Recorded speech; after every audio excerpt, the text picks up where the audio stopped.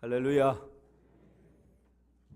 오늘도 예배 가운데 나오신 여러분들에게 하나님의 은총이 가득하기를 주님의 이름으로 축원합니다.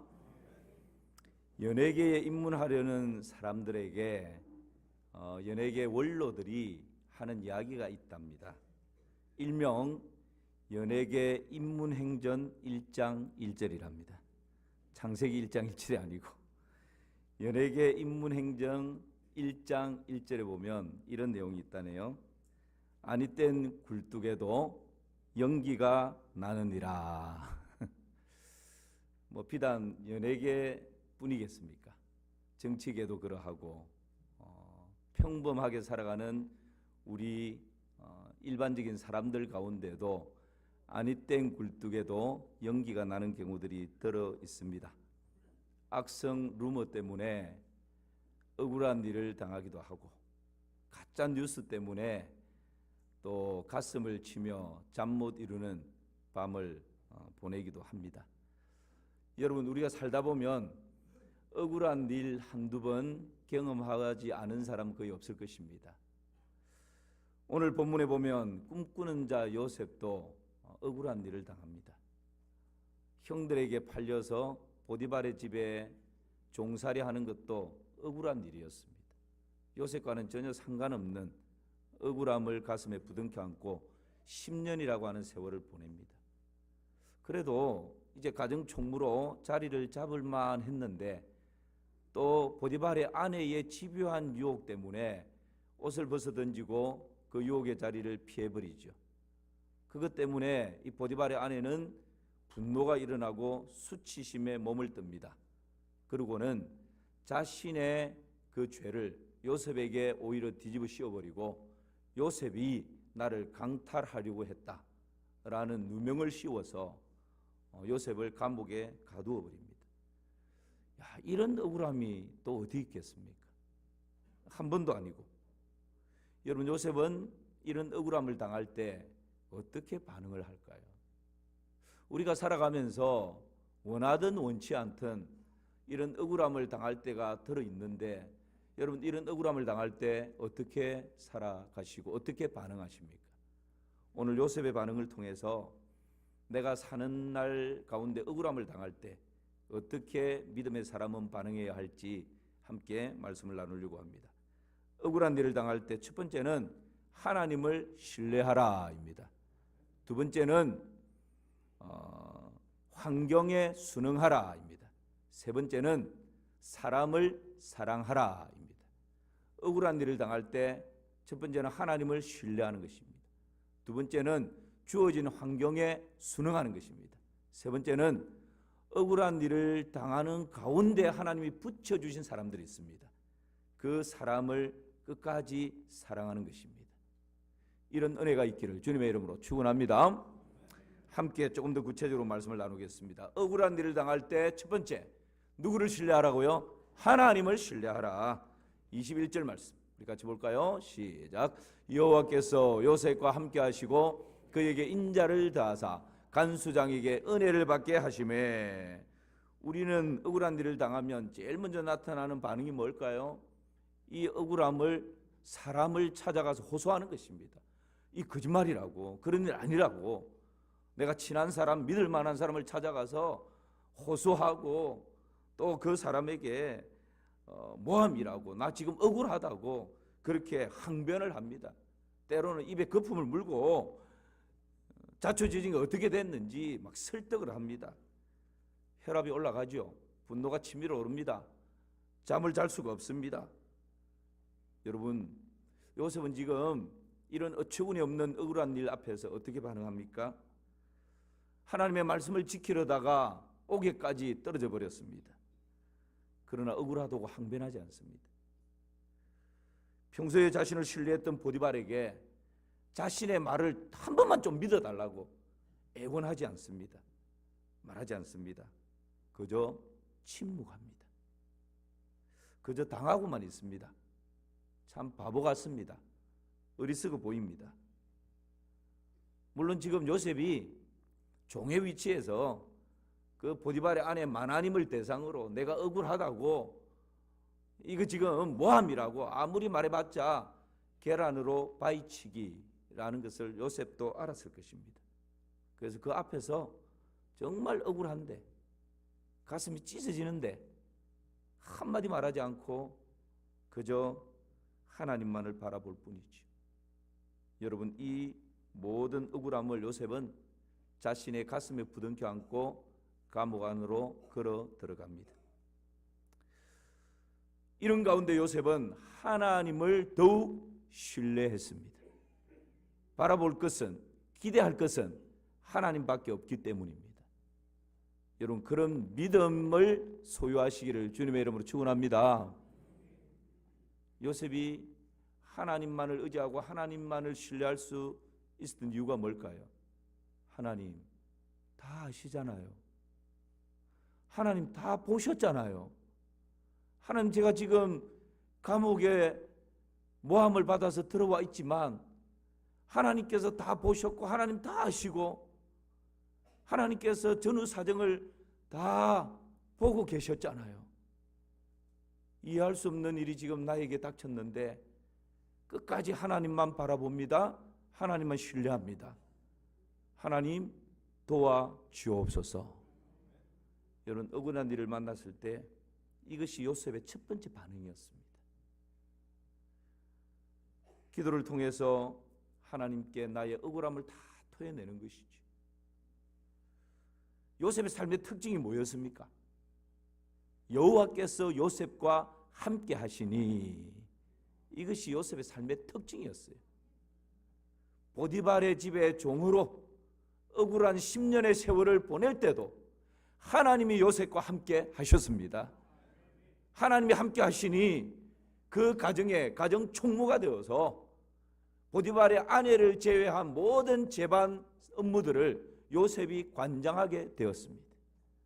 지금 억울한 누명을 쓰고 감옥에 들어왔습니다. 여러분, 이 감옥 가운데에서 요셉이 할 수 있는 것이 뭡니까? 하나님을 신뢰하되 끝까지 신뢰하는 것입니다. 억울한 일을 당하지만 하나님을 신뢰할 때 마침내 하나님께서 역전의 은혜를 허락하시는 줄을 믿습니다. 믿음의 사람은 이것을 바라보는 것이죠. 여러분, 여호와께서 요셉과 함께 하셨다라는 이 말씀을 그냥 우리가 예수님을 믿을 때 내 안에 성령님께서 늘 내주하신다라는 보편적인 말씀으로 생각하면 안 됩니다.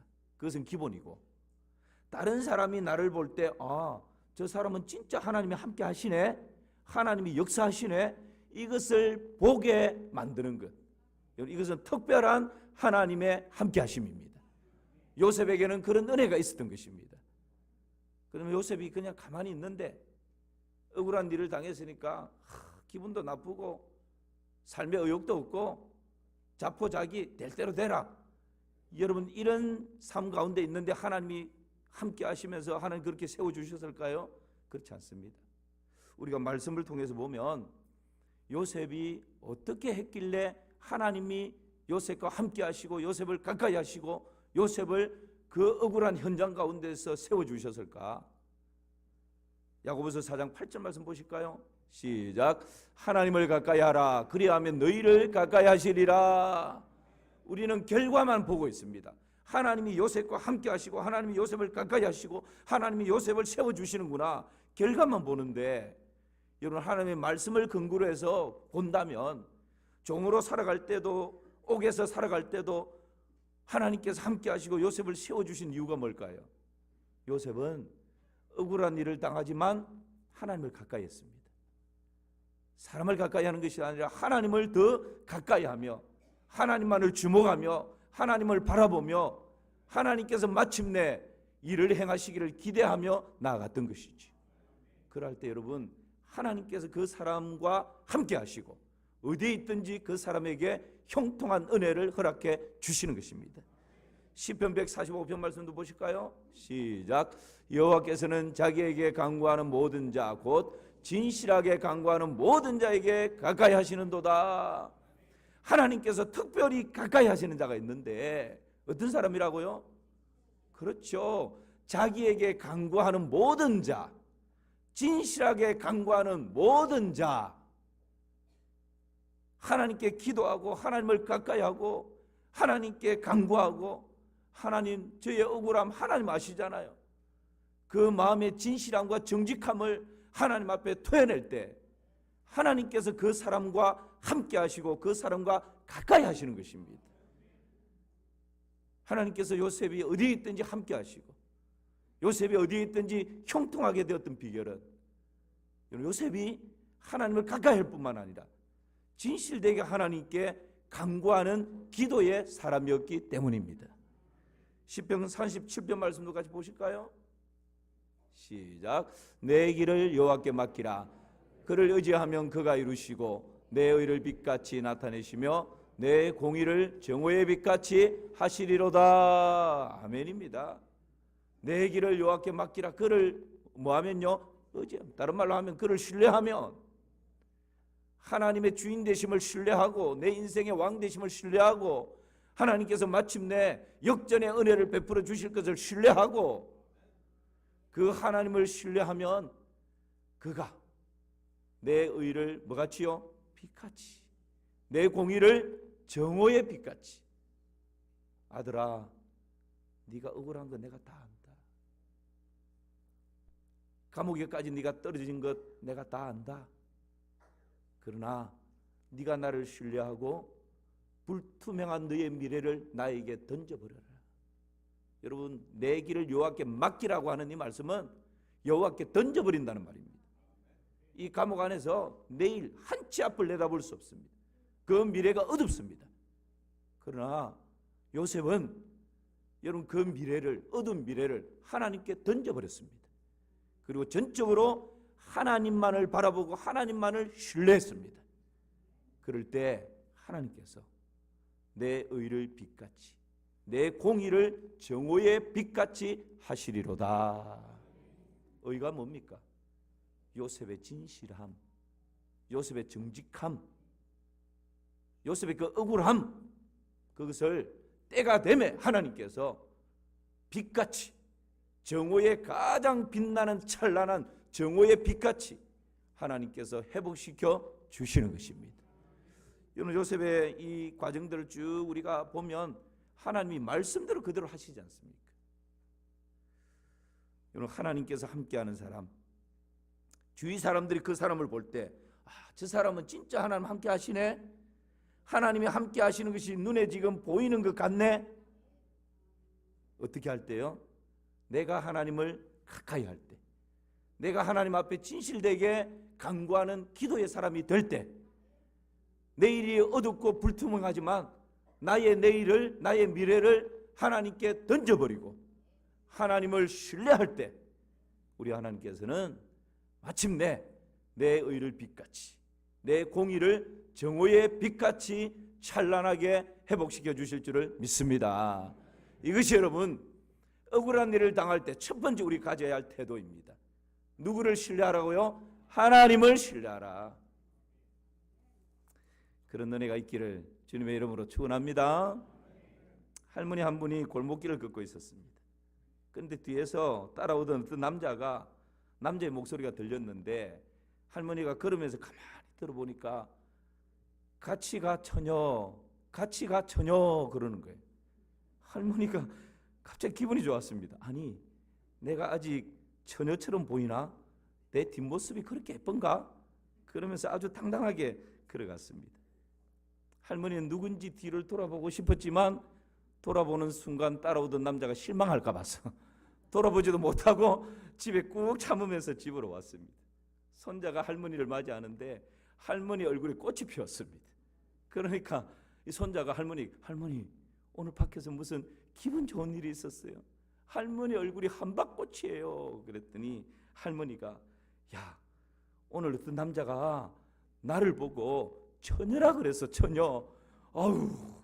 그러니까 이 손자가 에이, 할머니 잘못 들은 거겠죠. 그러니까 할머니가 정색을 하면서 아니야, 내가 분명히 내 두 귀로 똑똑히 들었어. 나보고 처녀라 그랬어. 아무튼 남자들은 예쁜 것 앞에서는 사죽을 못 쓰는 것 같아. 그러면서 손자하고 이야기를 합니다. 그러니까 손자가 내 할머니에게 할머니, 그럼 내일은 오늘 할머니 보청기 안 끼고 나가셨잖아요.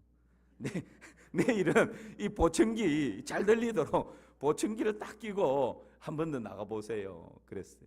그러니까 할머니가 그 다음날 보청기를 딱 꽂고 이렇게 톡톡 테스트를 하고 어제 걸었던 그 길을 다시 한번 쫙 도는 거예요. 그런데 아무리 한 바퀴를 돌고 두 바퀴를 돌아도 어제 그 남자는 나타나지가 않습니다.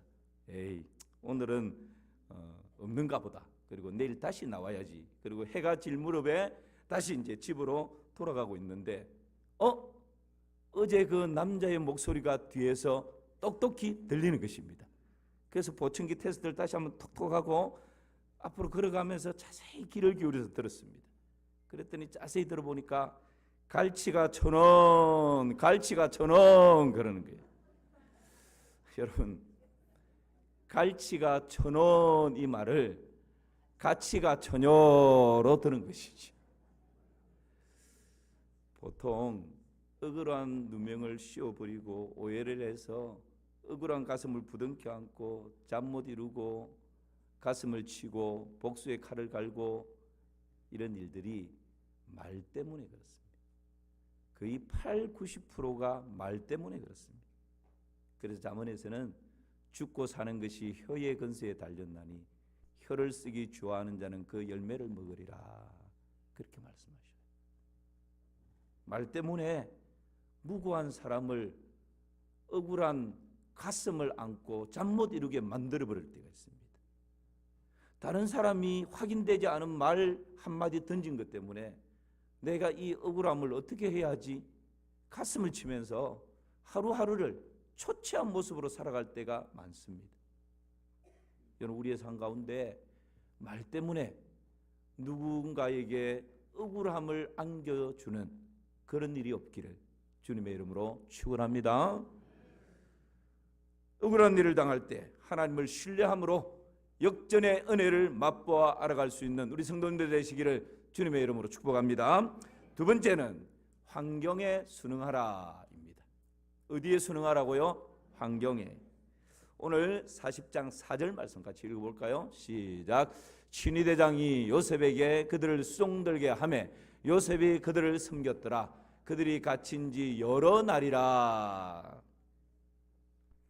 요셉은 억울한 일을 당할 때 하나님을 신뢰할 뿐만 아니라 주어진 환경에 순응했습니다. 여러분, 사람들이 억울한 일을 당하면 나에게 주어진 환경에 반항합니다. 나는 이런 대우를 받을 일을 안 했어. 나 정말 억울해. 자리에서 떨어져 버리면 거기에서 막 항변합니다. 여러분, 그런데 요셉은 억울한 일을 당했죠. 형들로부터 팔려져서 애굽의 보디발의 종이 되어버렸습니다. 그런데 그 환경에 순응합니다. 보디발의 아내 때문에 억울함을 당하고 감옥에 던져져 버렸습니다.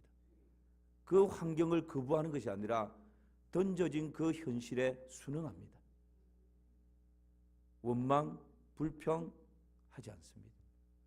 복수의 칼을 칼면서 하루하루를 지내지 않습니다.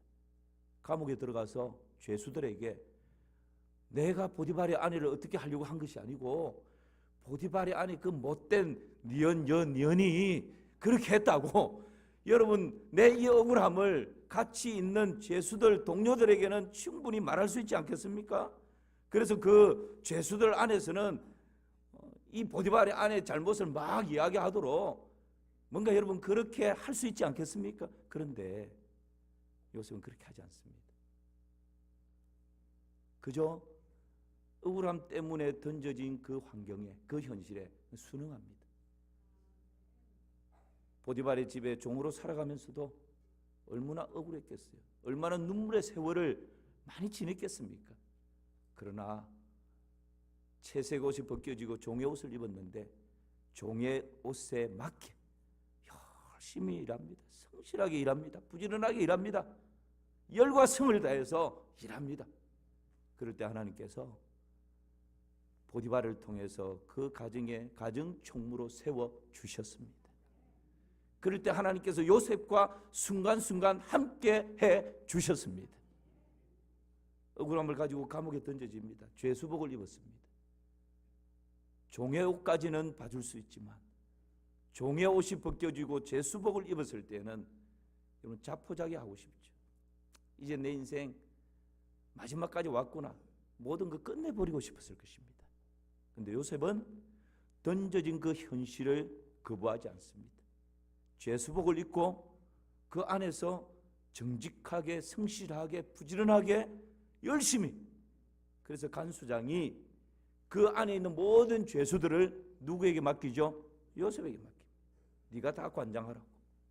아니 여러분, 그 감옥은 왕의 척근들이라든지 고위 관리들이 들어오는 그런 죄수들이 있는데, 세상에 종의 신분을 가지고 있던 요셉이 그 감옥에 들어갔는데 그런 죄수들을 요셉이 다 관리하게 된 겁니다. 간수장이 요셉에게 모든 것을 다 넘겨버렸어요.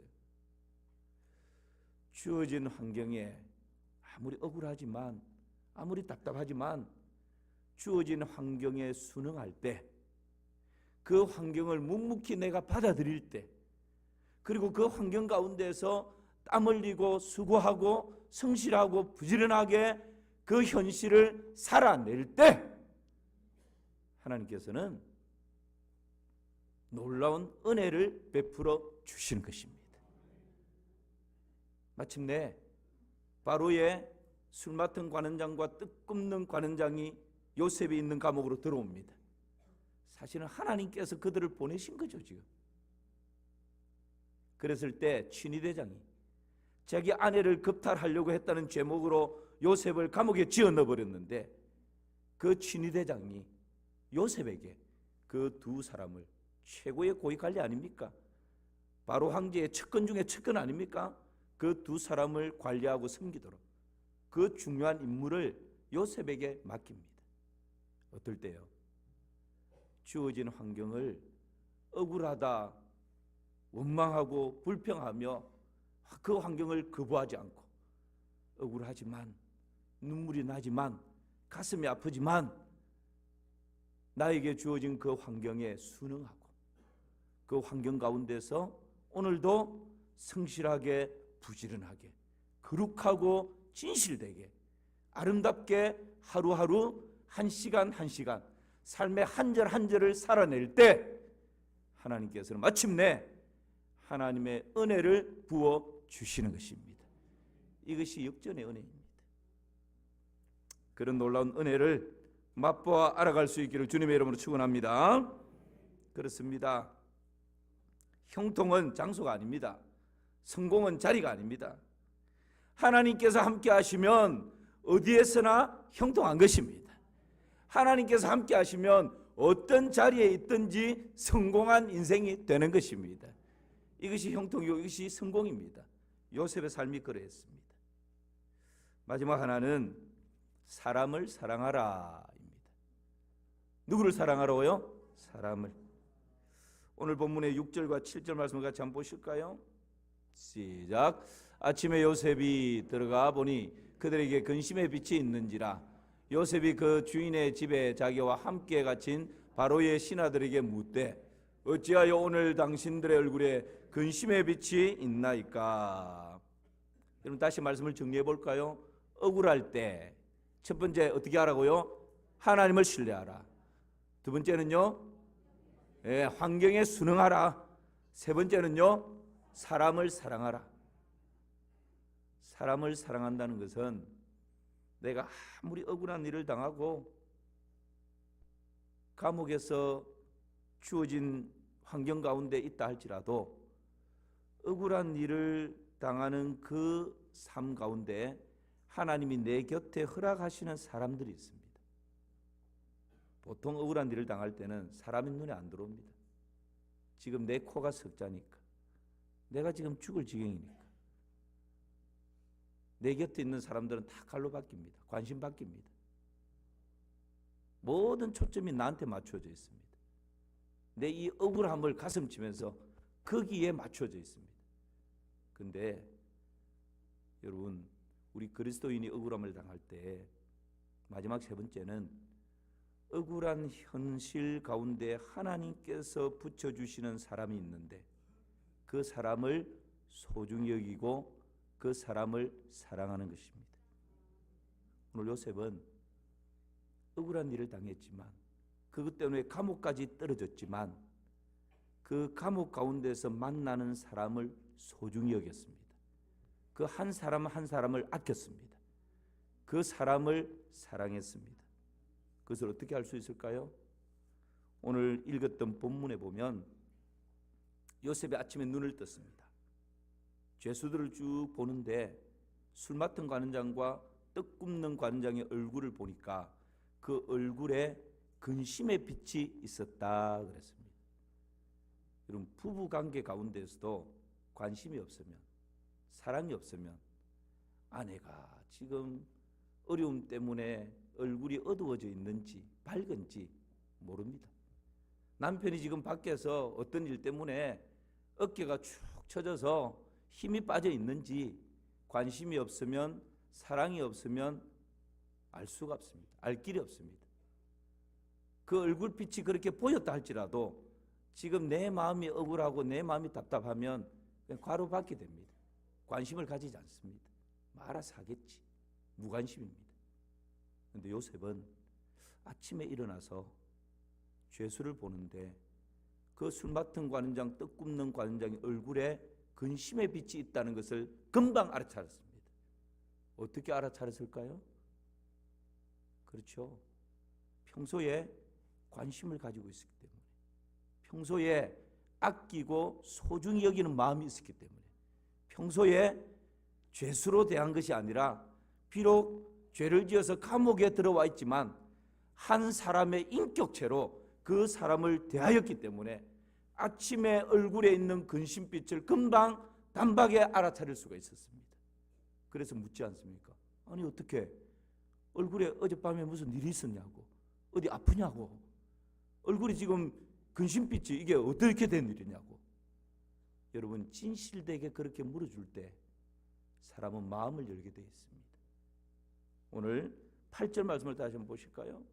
시작. 그들이 그에게 이르되 우리가 꿈을 꾸었으나 이를 해석할 자가 없도다. 요셉이 그들에게 이르되 해석은 하나님께 있지 아니하니까 청하건대 내게 이르소서. 한 사람을 인격과 인격으로 대하고 소중히 여기고 아끼고 사랑하는 마음으로 그 얼굴빛에 묻어나는 근심빛 하나라도 놓치지 않고 그 사람에게 관심을 표했을 때, 여러분, 술 맡은 관원장, 떡 굽는 관원장, 바로의 최측근 최고 고위 관리입니다. 그런데 종으로 죄수복을 입고 들어온 요셉에게 자신의 마음을 털어놓습니다. 사실은 내가 어젯밤에 꿈을 꿨는데 도저히 이 꿈이 무슨 뜻인지 알 길이 없다고. 여러분, 그때 요셉이 그들에게 뭐라고 말합니까? 안심시킵니다. 자신을 내세울 수 있습니다. 저로의 기회입니다. 내가 해석해 드리겠습니다. 그 정도는 제가 충분히 해석해 드릴 수 있습니다. 그러면서 이 기회를 자신의 출세의 기회로, 회복의 기회로 충분히 삼을 수 있습니다. 그런데 요셉을 보십시오. 이르되 해석은 누구에게 있다고요? 이 순간에 나 자신이 아니라 하나님을 자랑하고 하나님을 내세우고 하나님을 드러냅니다. 꿈의 해석은 하나님께 있지 않습니까? 뭐가 걱정입니까? 하나님께서 해석해 주실 것입니다. 여러분, 이 술 맡은 관원장과 떡 굽는 관원장이 요셉의 이 말을 들으면서 얼마나 안도했을까요? 얼마나 든든했을까요?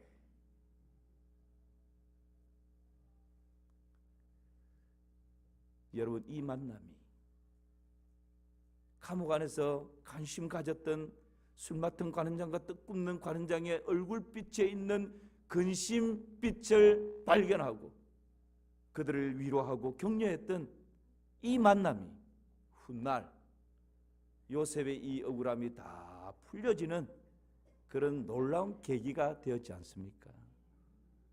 이 관심 하나가 요셉이 그렇게 꿈꾸었던 하나님 나라의 꿈과 하나님 나라의 비전이 이루어지는, 마침내 애굽의 총리가 되어서 열방을 축복하는 아름다운 통로로 쓰임받는 복된 만남이 되었지 않습니까?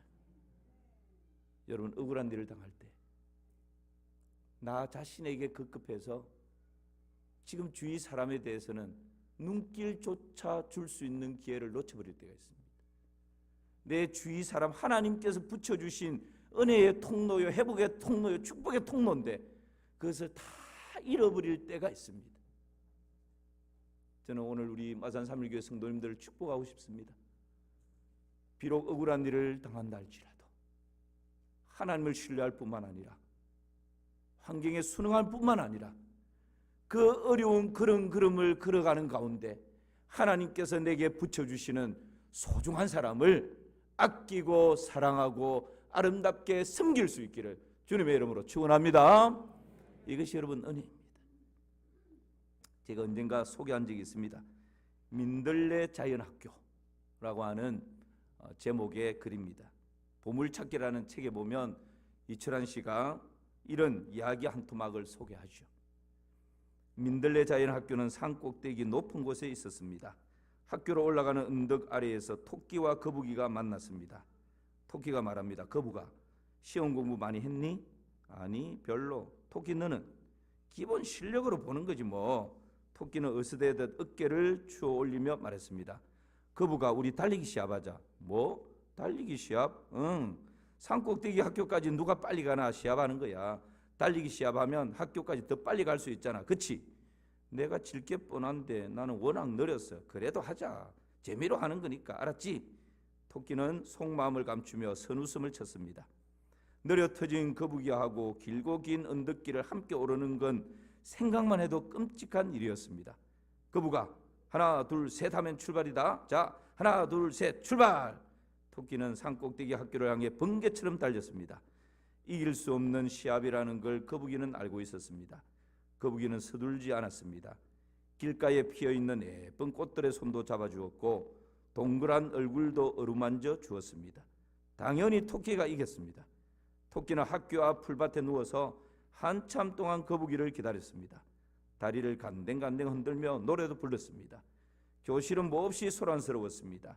여치, 매미, 물방개, 까치, 참새, 곰, 노루, 고슴도치, 찌르찌르, 맴맴, 깍깍, 짹짹 모두들 시끄럽게 떠들어댔습니다. 기다란 목을 가진 기린 선생님이 시험지를 허리춤에 끼고 느릿느릿 교실로 들어왔습니다. 시험 공부는 열심히 했지요?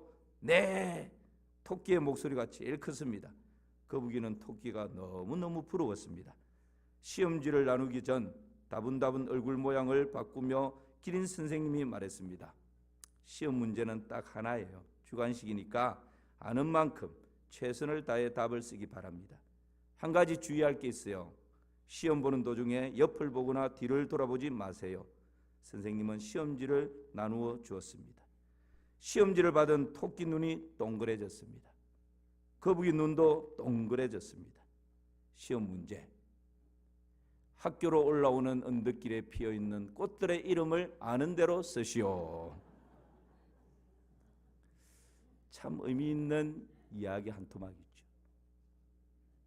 우리도 토끼 같지 않습니까? 성공을 향해서, 저 인생의 목적지를 향해서 오늘도 정신없이 분주하게 달려갑니다. 좌우 가릴 것이 없습니다. 내 곁에 하나님 붙여주신 한 사람이 가슴을 치며 잠 못 이루고 있는지, 내 곁에 하나님께서 허락하신 소중한 사람이 억울한 일로 잠을 못 이루고 있는지 별 관심이 없습니다. 오직 저 성공만을 향해서 정신없이 달려가는 그런 우리 삶의 모습은 아닙니까? 여러분 기억하십시오. 참된 성공은 하나님께서 내 곁에 붙여주시는 그 소중한 한 사람을 통해서 온전히 이루어지는 것입니다. 저는 이 말씀을, 이 이야기를 읽으면서 이런 생각을 해봤습니다. 우리도 언젠가는 다 하나님 앞에 서게 될 텐데 하나님께서 우리 인생을 마감한 우리에게 시험 문제를 하나 낸다면 어떤 문제를 내실까? 시험 문제. 나의 인생길에서 나로 인해 아름다운 인생의 꽃을 활짝 피운 작은 소자의 이름을 아는 대로 쓰시오. 정말 70, 80, 100년의 세월을 하나님 허락해 주신 이 땅의 세월을 정신없이 분주하게 살아왔는데 하나님 앞에 섰을 때 하나님이 이 시험 문제를 냈다면 다시 한번 띄워보십시오. 나의 인생길에서 나로 인해 아름다운 인생의 꽃을 활짝 피운 작은 소자, 그 소자가 있다면 아는 대로 쓰시오.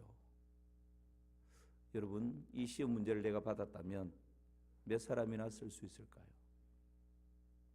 참된 성공이 뭘까요? 하나님 앞에서 다시 한번 우리의 모습을 바라보면 좋겠습니다. 예수님이야말로 정말 억울함의 절정이었습니다. 예수님은 하늘 영광 버리시고 이 땅에 사람의 몸을 입고 오셨습니다. 죄 없으신 예수님께서 이 땅의 가장 극한 처형인 십자가 처형에 내던져졌습니다. 너무 억울한 일입니다. 그러나 우리 예수님은 돛수장으로 끌려가는 어린 양처럼 그 억울한 십자가에서 한마디도 변명하지 않습니다. 억울하다고 한마디도 호소하지 않습니다.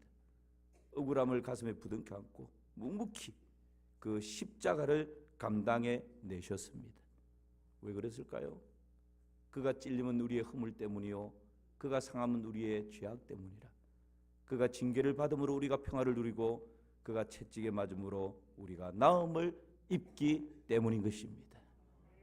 그럼 다시 한번 십자가 앞에 우리 자신들을 겸손히 내어놓고 때로는 억울한 일을 당한다 할지라도 하나님을 신뢰하고 환경에 순응하고 그 억울한 시간을 보내는 가운데 하나님께서 내 곁에 붙여주신 그 한 사람을 아끼고 소중히 여기고 사랑하되 끝까지 사랑하며 마침내 역전의 은혜를 베푸시는 하나님의 손길을 경험할 수 있기를 주님의 이름으로 축원합니다. 하나님 아버지, 그렇게 살아갈 수 있도록 믿음을 주시고 힘을 다하여 주시옵소서. 예수님의 이름으로 기도하옵나이다. 아멘.